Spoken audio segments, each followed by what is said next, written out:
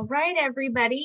Today's Friday friend is Annie Price, straight from home office. We're going to ask her a few questions and figure out what does Annie do and why is that important. All right, so Annie, because she does have a very important job. And some people are kind of don't appreciate probably the job that she is over, but I think today we can get some more information that is helpful to everybody, and maybe ease some of that. All right, so Annie, tell us what you do and I guess what you love about it too. Sure. So my title is, which means absolutely nothing at Sensi because we're not a very corporate kind of company. It's you do what you need to do and it doesn't matter what it is. But my title is Vice President of Consultant Support. So I look after account services, I look after compliance, I look after all of the consultant support organizations. We have a center in Canada, a center in Poland, and then the one in Meridian. Just under 200 people in that department, actually. So that's one of the things that kind of surprises people. But we support all the languages in all the countries. So, and then I also look after awards and recognition. So more on the side of fulfillment and making sure you guys get your awards and your trophies and all those good things on time, which this year has been honestly been a struggle with just shipping and supply chain issues. But yeah, so and what do I love about it? Well, I'll tell you, I was an executive at a high-tech company, Hewlett Packard, for 23 years. And I started there in the ground up. I started as an admin, and then I worked my way. When I left, I was a senior director. So I turned 50 years old and I said, I think I need to go find a job I really think is fun. So Sensi is iconic in our valley. And so I started just looking at Sensi to see if there was anything that would meet my skill set. And I have to tell you, I never interviewed so hard for a job in my entire life. So 23 years at Hewlett Packard, I never interviewed nearly as hard as I did at Sensi. And what I realized, oh, I put my hand on there. What I realized is my resume got me in the door, but it was culture. They were like, I interviewed with Heidi, I interviewed with Orville, I interviewed with Dan, I interviewed with Chuck. Speaking of Chuck, he's calling me right now. And it was just like Mark Statsny, Kevin Kirkpatrick, and all these executives I interviewed with. And I told my husband, I'm like, I never have had to work this hard for any job, but they really wanted to make sure it was a culture fit. So I love it. I love coming to work every day. If you've ever been on the campus, there's just a super magical vibe about it. The people there, we all have very strong servant hearts. And so it makes us happy when we can serve. And this is a job that we get to serve a lot. So I love that. I remember when that shifted, finding people who can do the job versus the people who get the culture. And I remember when that shift kind of started to happen, but I had no idea the interview process it took. yeah. I was like, wow, this is hard. Yeah. But it was worth it. It was super worth it. That's really cool. Okay, so you are over compliance. And I know from my end, I get frantic phone calls or texts and they're like, compliance. And in most cases, it just looks scary, but it's not actually as scary. So tell us about a little bit about compliance, maybe a common question that is asked, and something that maybe you want us to know. Yeah, sure. So we actually get a pretty common question of, are we proactively stalking your social media pages? And the answer to that is we don't. We in-house compliance team is almost 100% reactive to reports that we receive from consultants or from customers. And then we do utilize a third-party company called FieldWatch.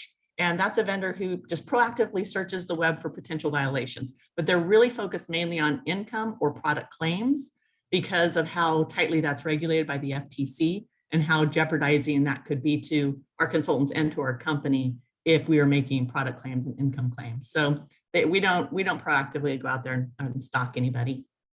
And then I get a question because I am one of the executives at Sensi. We get asked, so do executives play favorites depending on whether the consultant's title or their PRV? And that answer is no also, because we have a lot of checkpoints in place to make sure we have consistency in our department. And so we have an internal compliance process, but we also have a case review committee. We have an appeal committee. So if a consultant feels like she's suspended or he's suspended and it wasn't, accurate, or we didn't have all the information, they can appeal. And that appeal goes up to Chuck, to Eric Ritter, who is our legal guy, our chief legal guy, Mark Statsny, chief marketing officer, Kevin Kirkpatrick, chief strategy officer. So it's a well-rounded team that looks at all of the information that's been captured and then makes a decision on whether we're going to continue with the suspension or if we're going to overrule it. So it's a very processed part of the department, but we've really tried to change that also, not the process part, because I come from a background of high processes. So we don't really want to change the process part, but we want more of a tone of firm but friendly, right? We want to, let's educate you first. If you have a question, call us. These people are awesome people. They're super sweet. We potluck all the time. They're very friendly. They're just normal humans. And call us and ask, is this in violation, or is this, can I do this or can I do that? They love to educate. And we've really switched that in the last couple of years, where if we get a violation, especially first one, we'll just call and say, hey, if you just change it like this, then you're totally good. You're totally good. And, try to just educate, because it's confusing, because the compliance stuff is confusing. Yeah, it really is. And like you said, it's scary. It's like, oh my gosh, the police just came after me. And it's like, no, we don't want to be that. We want to help. Yeah, that's what I've tried to share with a lot of my downline, is because it's an email, just like a text you send to someone, you don't know their tone. So when they send it, they can be smiling the whole time and be like, hey, you violated something. Here's a bunch of words, Yeah. But they all take it as you did something horrible. Like, yeah, and we're trying. We have to be firm because we have to protect our consultants and we have to protect our company. But that's the friendly part. We want to be firm and we want to be consistent, but we also want to be friendly and help.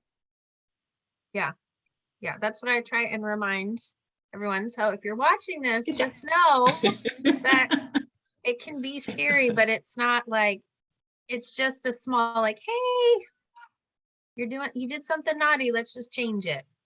And a lot of the time they don't even know they did something naughty. They're not intentional. They're not trying to, hey, let's see if I can bump up against the guardrail and get compliance to chase me. That's just not most people's intent. And so that's why we really just try to spend as much time on education as we can. Especially that social media wording. Mm-hmm. That one's a tricky one. Mm-hmm.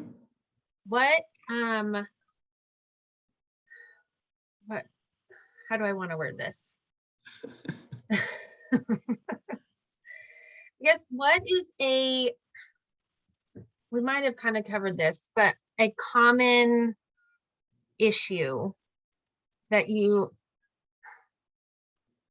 we see, I can't. In compliance or in consultant support? In compliance? Or let's switch to consultant support. Well, we've gotten better at this, but often it was, how come this price doesn't match what it says here? Or where's my order? A big one we get, especially during the holiday season, is our customers get really used to getting their product in 2 to 3 days. And then when shipping just gets bombarded with all those orders, say, September, October, November, then it pushes more towards the 10 business days. We get a whole lot of phone calls, and often frustrated phone calls of, hey, how come it's taking 10 days? And that's, that is their service level. That is the company's service level. So that's what we, hold ourselves to. But they'll get frustrated. So it depends on the season. If we do a LTO and it sells out really quickly, unexpectedly, that'll hit us in volumes. If we have system issues, even if there's just a little warp of some kind, then we'll get a phone call pretty fast. But surprisingly, when I first started, phone calls was our number one way to reach out to us. It significantly shifted over to chat. So most of our volume comes in the form of chat or tickets, not as much in phones anymore. Yeah, I was going to ask that. I was also going to ask, do you have a lot of calls from customers, or is it mainly consultants? Almost all consultants. Yeah, consultants have done a really good job about, I want to be your first line of defense, right? I want to be your helper. So no, we rarely, maybe 2% of our overall volume is a customer. And those are usually the ones where like my consultant's no longer a consultant. What do I do? It's that kind of a question. Yeah. Okay. Well, good. I'm glad. That's good to hear. Yeah, you guys are doing a good job. Yeah, good job, guys. All right. So final question. Let's do awards. Yes. So tell me about that process, things that, you mentioned that they're, like many things. I was explaining this to my daughter yesterday. Why aren't there any cheesy Cheez-Its? Why can't we find them anywhere? And so I'm like, they're coming. There's just shortages. There's, this sets off this. And so tell us how, kind of how the system works, because I know we also get, you get your charms separate from like the paper, and maybe why we switched to that versus coming together. Yeah, so about 3 years ago, we actually had all that outsourced. So the fulfillment part was done by a company in Boise, and we decided, boy, the best people to do the work we do is Scentsy. The best at Scentsy is Scentsy. So we decided to bring it in-house. So when we brought it in-house, our supply chains or our fulfillment people, the one that picks and packs all your guys' stuff for all of your products, they said, you know what, our volume is like this, right? So when we don't have as much volume and we've got time, we're going to do your award stuff. It'll still get out actually faster than it was when we were doing a third party. So we said, oh, that'd be brilliant. That'd be fantastic, because Scentsy does Scentsy best. And that way we can make sure that it's a quality, everything quality going out. The limitation we have is actually in our system, because each of those charms and pins can have a SKU on it. So it can have a little label, a little barcode, right? And I can scan it and say, yep, that one went to Shelly and that one went to Annie. Well, the certificates are all customized with your name. And so those don't, unless we wanted to put a barcode across it somewhere that could be scanned, which we're not set up technology yet. It is in our plan yet to do that. That's why you get them separately. Okay, that makes sense. Yeah, and that's still done by a third party called SurePost, because they just do massive volumes of papers for both Scentsy and other companies, and they can produce a lot. So we haven't brought that piece back in the house yet, but we're working on it. It's just in the long IT list of things to get done. But that's why you get them separately. Okay, that makes sense. Now what happens, because this I find is a common occurrence or question, if I just moved and luckily I did not misplace any of my awards and things like that, but what if I'm wearing my bracelet and it breaks and I lose a bunch of awards? Is there anything that can be done? And that depends. Often no, but sometimes yes. If we have the awards and we have the ability to get them and send a replacement, we'll sure do it. If it's your annual mentor award and it broke somewhere in shipment, those are all custom made, hand engraved kind of things. So that one's harder, would be much harder for us to try to replace. But if it's your bracelet or your charm, we generally will replace them if we've got them in stock. All right. Any last minute something that you want to share? I think one of the things that I love to share is what I love about my job. And I can just tell you in one experience how much I love my job. So I sometimes get to go on some of these incentive trips. And we were on a cruise, in a Caribbean cruise, and a consultant who was relatively new, she came down the stairs and she said, it just crocodile tears. The stairs of the ship. So the big grand stairs, right? And she crocodile tears. And she said, I never knew I could dream this big. And I was just like, oh my God, I'm on the ship, I'm just bawling with her.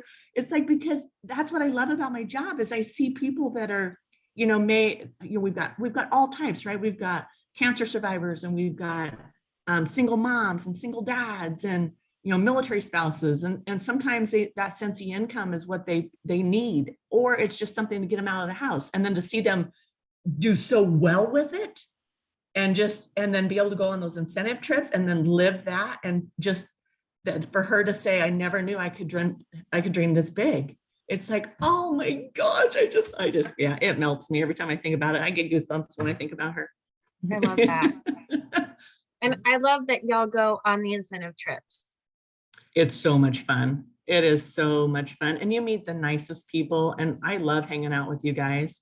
There's nothing I enjoy about my job more than when I get to hang out with you guys. You're fun. It's like having, on some of those incentive trips, like 1,200 of your best friends on the boat with you. So what could be bad about that?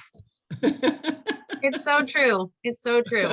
Yeah. I've met some of my most best, dearest, longtime friends because I've gone on trips.